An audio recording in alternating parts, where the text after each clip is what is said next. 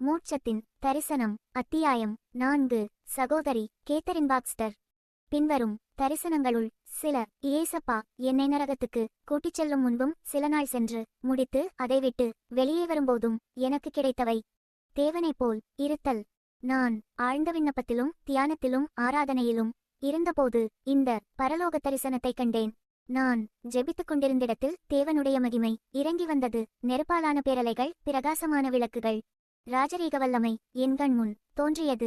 விளக்குகளுக்கும் அக்கினிக்கும் நடுவே கர்த்தருடைய சிம்மாசனமிருந்தது. சர்வ வல்லமையுள்ள தேவனிடமிருந்து சந்தோஷமும் சமாதானமும் அன்பும் நதி போல் பெருக்கெடுத்து வந்தன. சிங்காசனத்தைச் சுற்றியிருந்த ஆகாயம் முழுவதும் குட்டிகேருபின்களால் நிறைந்திருந்தது. அவைகள் பாடிக்கொண்டும் கர்த்தரின் முகம், கைகள், கால்களை முத்தமிட்டு கொண்டும் இருந்தன. அவைகள் பாடிய பாடல், வல்லமையுள்ள தேவனாகிய கர்த்தர் பரிசுத்தர், பரிசுத்தர், பரிசுத்தர் என்பதே. குட்டிக்கேருபீன்களின் தலைகளில் பிளவுபட்ட தீயின் நாக்கு போன்றவை ஒவ்வொரு சின்னிறக்கைகளின் நுனியின் மேலும் இருந்தது. கர்த்தருடைய வல்லமை மகிமைக்கும் அவைகளின் இறக்கைகளின் அசைவிற்கும் தொடர்பு இருந்தது. ஒரு கேரூப் என்னிடம் பறந்து வந்து என் கண்களைத் தொட்டது. தங்கமலைகள் பூமியை கடந்து தூரத்தில் பார்த்து கொண்டிருப்பதாக ஒரு தரிசனத்தைக் கண்டேன். பலமேல் தூரங்கள் பூமி வறண்டு விடாய்த்து தண்ணீரற்று மழைக்காக தாகத்தோடிருந்தது. பூமி உலர்ந்து வெறுமையாய் வெடிப்புடன் காணப்பட்டது. அங்கு மரங்களோ எந்த வகையான பச்சை புல் பூண்டுகளோ காணப்படவில்லை. காய்ந்த பூமியையும் தாண்டி வானத்தை பார்க்க அனுமதிக்கப்பட்டேன். ஒன்றினருகில் ஒன்றாய் அடிப்பகுதி ஒன்றையொன்று தொட்டுக்கொண்டிருந்த இரு மிகப்பெரிய மலைகளைக் கண்டேன். அவை மிக மிக உயரமாயிருந்தன. அவைகளினருகில் சென்றபோது அவை கெட்டியான மிக தூய்மையான தங்கமான சொக்கத்தங்கத்தாலானவையாயிருந்தன. அவைகளினூடாய் அவைகளுக்குப்பால் ஒரு அழகிய வெண்மையான ஒளியைக் கண்டேன். அவ்வொளி பறந்து விரிந்து சர்வலோகத்தையும் நிரப்பிற்று. இதுதான் பரலோகம் அமைந்திருக்கும் இடத்தின் அடிப்பகுதி என நான் என்னுள்ளத்தில் உணர்ந்தேன். நான் ஜெபித்துக் கொண்டிருந்தபோது இந்த தரிசனத்தை பெற்றேன். நாம் பூமியில் செய்யும் செய்கைகளை பதிவு செய்துள்ள புத்தகங்களை தேவதூதர்கள் படிக்க கண்டேன். சில தேவதூதர்களுக்கு இறக்கைகளிலிருந்தன, சிலருக்கு இல்லை. சிலர் பெரிதாயிருந்தனர், சிலர் சிறிதாயிருந்தனர். ஆனால் அவர்கள் முகங்கள் பூமியில் உள்ள மக்களுடைய முகங்களைப் போலவே முகத்தின் சாயலை வைத்து எளிதாக இனம் கண்டு கொள்ளக்கூடியவையாக வேறுபட்டிருந்தன. அந்த தேவதூதர்கள் சுறுசுறுப்பாக பெரிய பெரிய வைரக்கற்களை வெட்டி பெரிய மாளிகைகளுக்கு அஸ்திபாரங்கள் அமைத்துக் கொண்டிருந்தனர். அக்கற்கள் ஓரடி அகலமும் 2 அடி நீளமுள்ள பெரிய வைரங்களாயிருந்தன. மிகழகாயிருந்தன. கர்த்தருக்காக ஒரு ஆத்துமா சம்பாதிக்கப்படும் பொழுது ஆத்துமாதாயம் செய்வோரின் மாளிகையில் ஒரு வைரக்கல் சேர்க்கப்பட்டது. கர்த்தருக்காக செய்யும் ஒரு வேலையும் வீணாய் போகாது. பரலோகத்தின் கதவுகள்.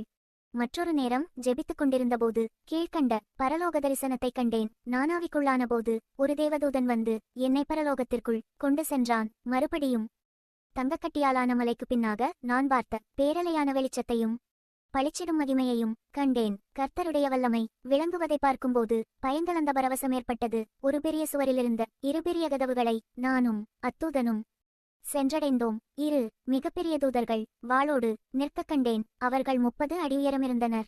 அவர்கள் தலைமுடி பொன்மயமாயிருந்தது. கதவுகள் 2ம் மிக பிரமாண்டமாகிருந்ததால் அவற்றின் மேற்பகுதியை என்னால் பார்க்க இயலவில்லை. அவைகளில் இதுவரை நான் கண்டிராத வேலைப்பாடு செய்யப்பட்டிருந்தது. அவைகள் கையால் செதுக்கப்பட்டு மடிப்பும் விரிப்பும் சுருக்கமும் ஒன்றின் மேலொன்று படியும்படி செய்யப்பட்டு முத்து, வைரம், சிவப்பு, நீலம் மற்றும் விலையேறப்பெற்ற மற்ற நிறக்கற்கள் பதிக்கப்பட்டது. அதில் காணப்பட்ட எல்லாம் சரியான அளவில் இருந்ததோடு அக்கதவுகள் வெளிப்பக்கம் திறப்பவையாய் அமைந்திருந்தன. அக்கதவுகளின் பின்னிருந்து தன்கையில் ஒரு புத்தகம் வைத்திருந்த ஒரு தேவதூதன் வந்தான். அவன் புத்தகத்தில் சரிபார்த்து பின்னர்தான் நான் செல்லத்தகுதியுண்டென்று தலையசைத்தான். பிரியமானவரே, நீங்களும் உங்கள் பெயர் ஆட்டுக்குட்டியானவருடைய ஜீவ புஸ்தகத்தில் இல்லையானால் பரலோகத்துக்குள் நுழைய முடியாது. கோப்புகள் வைக்கப்பட்டிருந்த அறை.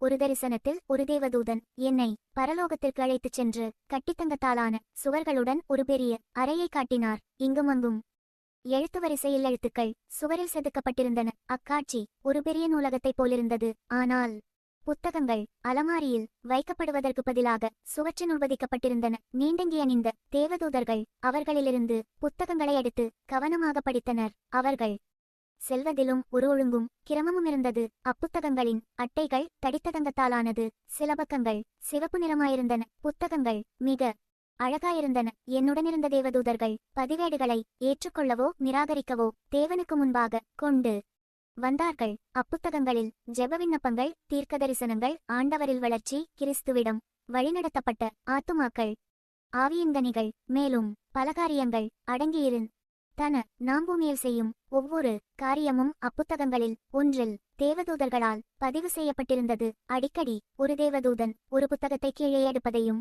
பக்கங்களையும் மெல்லிய துணியால் துடைப்பதையும் கண்டேன். கழுவப்பட்ட பக்கங்கள் சிவப்பாயிருந்தன. ஒரு பரலோக ஏணி தேவனுடையாவி பின்வரும் தரிசனத்தை காணச் செய்தார். வானத்திலிருந்து பூமி வரை எட்டிய ஒரு பெரிய ஆவிக்குரிய ஏணியைக் கண்டேன். ஏணியின் ஒரு புறத்தில் தேவதூதர்கள் பூமிக்கு இறங்கி வந்தனர், மறுபுறத்தில் மேலேறிச் சென்றனர். ஏணியிலிருந்தவர்களுக்கு இறக்கைகள் இல்லை, ஆனால் ஒவ்வொருவரிடமும் முனட்டையில் ஒரு பெயர் எழுதப்பட்ட ஒரு புத்தகமிருந்தது. சில தேவதூதர்கள் வழிகாட்டுவதும் மற்ற தூதர்கள் கேட்ட கேள்விகளுக்கு பதில் கூறுவதுமாயிருந்தனர். கேள்விகளுக்கு பதிலும் வழிகாட்டும் குறிப்புகளும் கிடைத்தவுடனே அவர்கள் மறைந்துவிட்டனர். இதுபோன்று பூமியின் மற்ற பகுதிகளிலிருந்த மற்றும் பல ஏணிகளைக் கண்டேன். தேவதூதர்கள் ஏறிய வண்ணமும் இறங்கிய வண்ணமும் இருந்தனர். தேவகட்டளை பெற்றுக்கொண்டு வந்த தூதர்களாய் அவர்களிருந்ததினால் தைரியத்தோடும் அதிகாரத்தோடும் தங்கள் செயலில் ஈடுபட்டிருந்தனர்.